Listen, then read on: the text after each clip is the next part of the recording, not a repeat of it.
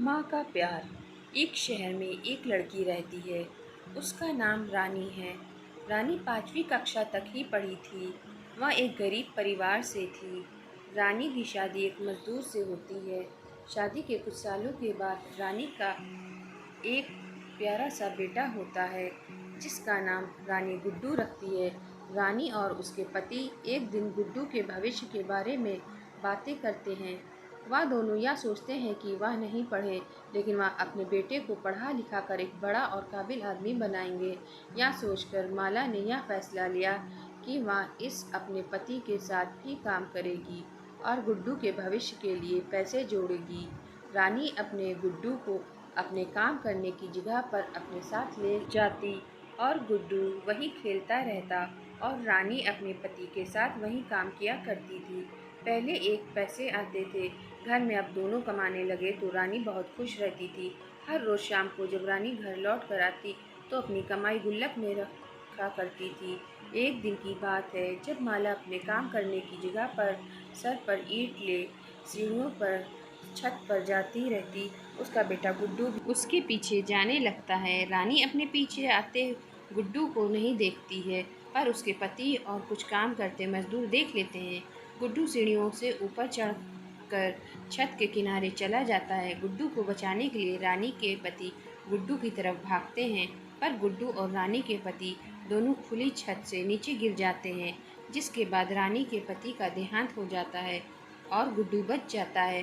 पर उसके सर पर चोट लगने के कारण गुड्डू को दिखाई देना बंद हो जाता है। गुड्डू अंधा हो जाता है। रानी अपने पति की मृत्यु की और बेटे के अंधे होने के कारण टूट सी जाती है।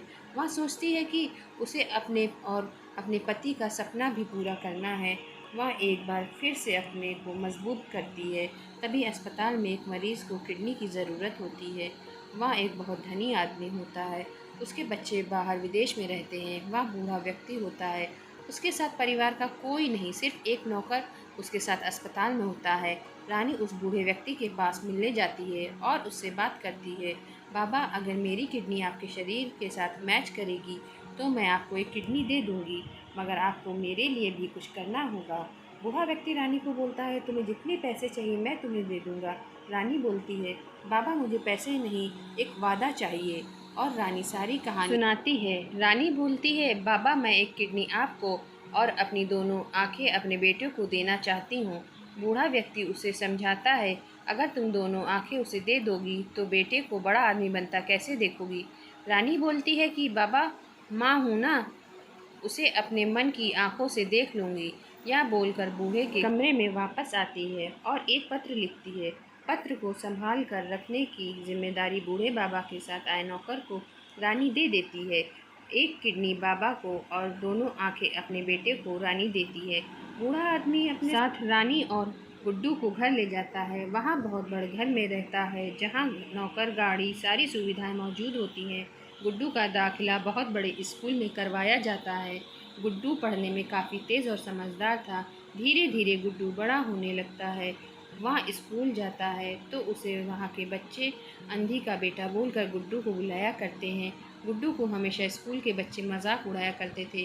गुड्डू अपनी माँ के साथ स्कूल जाना आना नहीं चाहता था। वह हमेशा अपनी माँ को बोलता था कि तुम गाड़ी भेज दिया करो, खुद मत आया करो, मगर रानी गुड्डू की बातों में नहीं मानती। वह हर रोज़ स्कूल चली जाती। गुड्डू अपनी माँ से बिल्कुल भी प्यार नहीं करता था। उसे लगता था कि वह औरत है जिसके कारण मुझे स्कूल में मजाक बनाया जाता है। वह अपनी माँ से नफरत करता था। रानी को यह बात मालूम होती है। Comment for part 2। Please like, share, comment and subscribe my channel and press the bell icon. Thank you for your support.